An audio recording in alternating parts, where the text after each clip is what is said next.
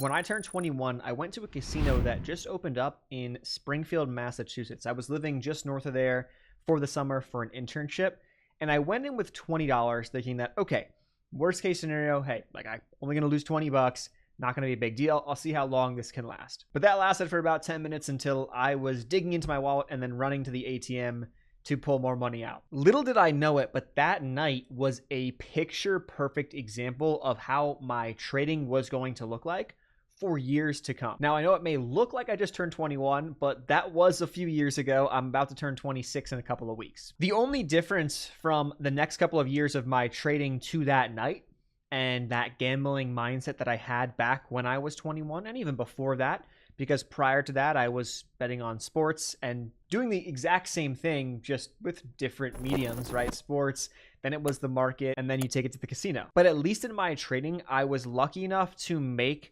a lot of money, and everyone's definition of a lot of money will be different, and depending upon the stage, time in your life. But I was able to make a decent amount of money early on that I only blew through in the years to come, versus someone who may have come in with almost no money, and who knows where that could go. If that was me, I don't know. Would I have massive credit card debt? Potentially. Would I have quit? I don't know. I really don't know. The only lucky thing I think was that the 2019 through 21 period in the market where things were like easy. It wasn't easy for everybody, but it was kind of easy. Like people, it was easier to make money than maybe it is now or than it was prior to that period. That was able to build a little bit of a nest egg that I then slowly chipped and whittled away over the coming months and years. But that all changed about 14 months ago. Now, at the time when I was gambling, I didn't really know any better. But looking back, I 100% was gambling with my money in the markets. There's just no other justification in my mind now. So I want to cover 3 signs that you're gambling and not trading, coming from someone who was previously a degenerate gambler. Number 1 is your desire to be right. It's your desire to win. It's the desire to prove that you are smarter than somebody else, than the market participants, than the 90%, because 90% of people lose, these rough general statistics that we see, and it could be more and depends upon what you're looking at. Maybe it's less if you're talking about investing, but it could be more if you're talking about day trading and maybe options trading. Those numbers, there's a lot of reason to believe that even more than 90% probably lose money in the long run. There's not a lot of studies to dive deep into this, but there have been some studies. I believe there's one out of Brazil, and there's some other studies in different countries that have shown it's closer to 95 to 98% of people after a couple of years end up losing money or breaking even and not making money in the markets. The thing is, you don't have to be right.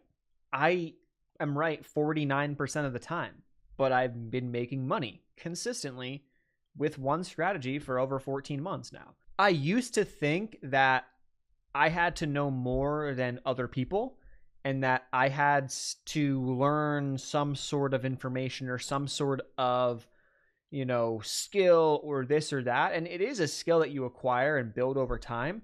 But looking at charts or understanding economics and stuff doesn't necessarily mean that you're going to be able to make money. And too much of that actually could hurt you because you overthink what trading really is. Sign number 2 is that you're trying to determine and predict market direction. Now, this is one of those things for me that was huge up until probably about 14 months ago. And it was completely tying my self-worth almost and my trading results to my bias of the market. I would trade in a way that if the market didn't move in the direction that I thought it was going to move, I would probably lose. That's absolutely not how I operate anymore.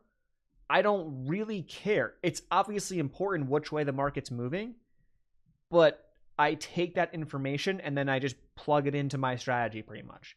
I don't have to predict where it's going to go next necessarily. I use direction to put myself in a higher probability position to make money over a larger sample size or a larger series of trades. That's how I view it nowadays. But predicting market direction builds this subconscious bias or even a conscious bias in terms of the direction of the market, which can alter what you see and alter how you size and the positions that you take. If you think that we are very overbought and we must pull back at some point, you might say, I'm not going to look at longs. I don't like the risk reward for longs. And instead of then seeing an amazing long setup that fits your strategy, you look at that and go, nope, not going to trade it. But for the next 2 months, those setups might work beautifully. And now you just missed out on some really good setups that fit your strategy just because your bias told you that we were going to go down. And we might eventually go down, but it might take you off your game and cause you to miss out on a ton of opportunities, which then could, over the course of a large sample size of trades, really skew your data. Now, before we get into the third sign, I do want to thank the sponsor of today's video, Ironbeam. Welcome to Ironbeam, the future of futures trading. With our cutting-edge chart trading feature and 300+ indicators, you can now trade directly off the chart anytime, anywhere. Delivering seamless trading across all platforms, the Ironbeam journey is supported by 24-hour trader support, low day trade margins, and no account minimums. Ironbeam brings the future into the present. Join now and augment your trading experience. Sign number 3, you're not tracking your results.